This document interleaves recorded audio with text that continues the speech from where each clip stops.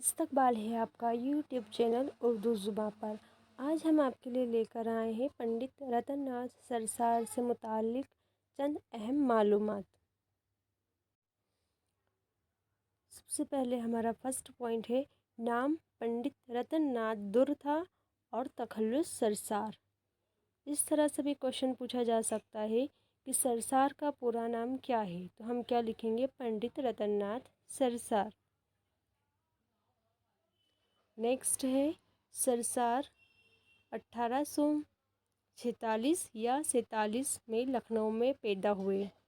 کہیں کسی جگہ یہ لکھا رہتا ہے کہ 46 میں پیدا ہوئے اور کہیں کسی جگہ رہتا ہے یہ 47 میں پیدا ہوئے، لیکن یہ کنفرم ہے کہ یہ لکھنؤ میں پیدا ہوئے۔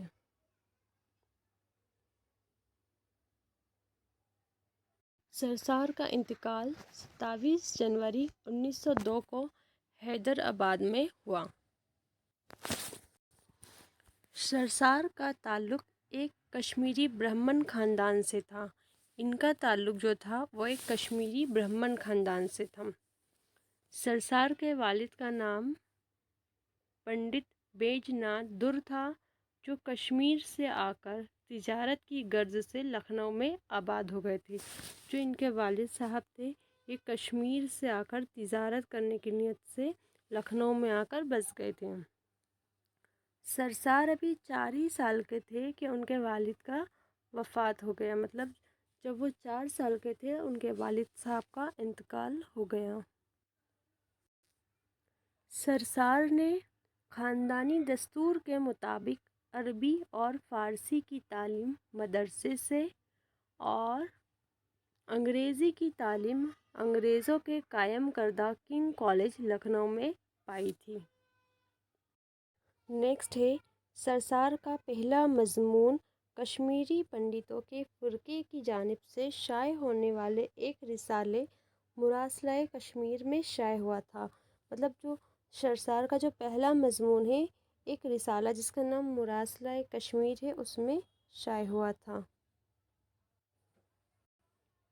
سرسار کے کئی مضمون اخبار سرر رشتہ، تعلیم اودھ، مرات الہند، ریاض الاخبار، اودھ پنچ وغیرہ میں شائع ہوئے تھے۔ مطلب سرسار کے جو مضمون ہیں کئی اخباروں میں شائع ہوئے ہیں۔ نیکسٹ پوائنٹ ہے، عبد القادر کے مطابق سرسار کے نئے طرز تحریر کی ابتدا اودھ پنچ سے ہوئی۔ یہ کوشچن آ سکتا ہے کہ سرسار کے نئے طرز تحریر کی ابتدا کہاں سے ہوئی، تو اس کا آنسر رہے گا اودھ پنچ سے ہوئی۔ اودھ پنچ لکھنؤ سے نکلنے والا ایک مزاحیہ جریدہ تھا۔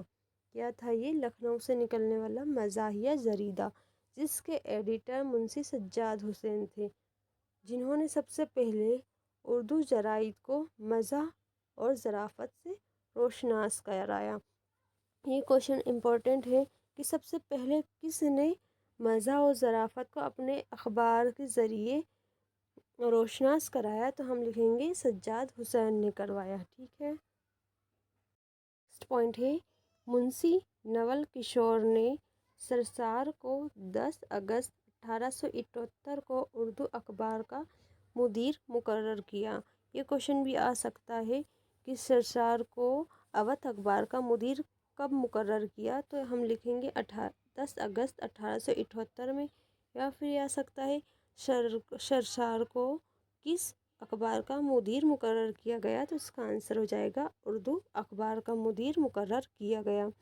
نیکسٹ پوائنٹ ہے، سرسار نے ظرافت کے عنوان کے تحت قسط وار اودھ اخبار میں لکھنا کب شروع کیا، تو 1878 میں لکھنا شروع کیا۔ سرسار نے ظرافت کے عنوان کے تحت قسط وار اودھ اخبار میں لکھنا 1878 میں شروع کیا تھا۔ نیکسٹ پوائنٹ ہے، سرسار نے فسانہ آزاد جلد اول کی ساری قسطیں ظرافت کے عنوان کے تحت اودھ اخبار میں ہی لکھی تھی، جو بعد کو 1880 میں فسانہ آزاد کے نام سے شائع ہوئی۔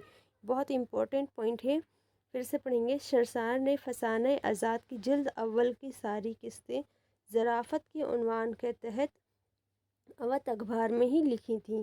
مطلب اگر کوشچن آئے کہ سرسار نے کس اخبار میں فسانہ آزاد کی لکھا مطلب قسط وار شائع کروایا تو ہم لکھیں گے اودھ اخبار میں لکھی تھی، جو بعد میں 1880 میں فسانہ آزاد کے نام سے شائع ہوئی۔ اور ہم یہ بھی لکھیں گے، ایک کوشچن آ سکتا ہے کہ فسانہ آزاد کے نام سے سرسار کی لکھی ہوئی قسطیں کب شائع ہوئی، تو یہ 1880 میں شائع ہوئی۔ دونوں باتوں کو ہمیں دھیان۔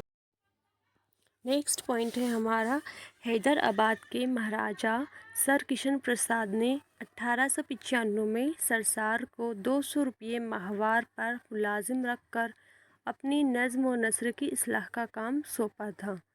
کیا ہوا تھا 1895 میں، جو حیدرآباد کے مہاراجا تھے کرشن پرساد، انہوں نے سرسار کو 200 روپے کی تنخواہ پر اپنے یہاں ملازم رکھ لیا اور ان کے دفتر کا کام انہیں سونپ دیا تھا۔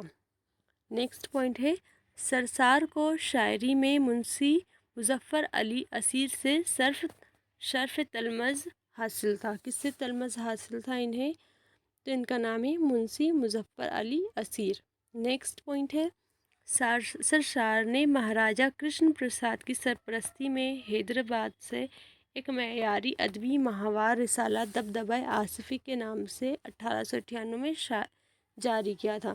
مطلب جو سرسار ہیں انہوں نے ایک رسالہ جاری کیا تھا جس کا نام تھا دبدبۂ آصفی۔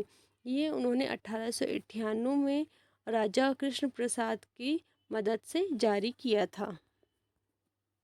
نیکسٹ پوائنٹ ہے ہمارا، سرسار کی شخصیت و مزاج میں لکھنوی تہذیب اور سر سید کی اصلاحی تحریک دونوں کے اثرات ملے جلے طور پر نظر آتے ہیں۔ کوشچن یہ بھی آ سکتا ہے کہ سرسار کی شخصیت میں کس جگہ کے، کس تہذیب کے عنصر نمایاں طور پر نظر آتے ہیں، تو ہم بولیں گے اس میں لکھنوی تہذیب کے عنصر نظر آتے ہیں۔ نیکسٹ پوائنٹ ہے، سرسار رجب علی بیگ سرور کے پیرو تھے۔ مطلب جو رجب علی بیگ سرور ہیں ان کو وہ اپنے اس میں فالو کرتے تھے۔ سرسار جہاں بھی سرور کا نام لیتے ہیں، سرسار جہاں بھی سرور کا نام لیتے ہیں، سرور و منبر لکھ کر عزت و احترام کا اظہار کرتے ہیں۔ نیکسٹ پوائنٹ ہے، یہ ہمارے سرسار سے متعلق سارے پوائنٹ ہو گئے ہیں۔ اب سرسار سے متعلق مختلف خیالات کو ہم دیکھیں گے۔ سرسار سے متعلق مختلف خیالات۔ فرسٹ پوائنٹ ہے، پنڈت رتن ناتھ اردو نثر کے حالی تھے۔ انہوں نے حالی اردو شاعری کے ساتھ وہی سلوک کرنا چاہا جو رتن ناتھ سرسار نے اردو نثر کے ساتھ کیا۔ یہ قول چک بست کا ہے۔ چک بست یہ کہنا چاہتے ہیں جس طرح حالی نے اردو شاعری میں اصلاح کرنے کی کوشش کی تھی، اسی طرح جو سرسار ہے انہوں نے بھی اردو نثر میں اصلاح کرنے کی کوشش کی ہے۔ نیکسٹ ہے، ڈاکٹر احسن فاروقی نے لکھا ہے، مغرب میں ناول نگاری کی ابتدا ڈان کیخوٹے کے اثر سے ہوئی۔ سرسار پر اس کے اثر سے معلوم ہوتا ہے کہ آخرکار اردو ناول کی ابتدا اسی کے فیض سے ہوئی ہے۔ یہ ویڈیو آپ کو پسند آیا ہو تو آپ اسے لائک کریں اور اپنے دوستوں تک شیئر کریں۔ شکریہ۔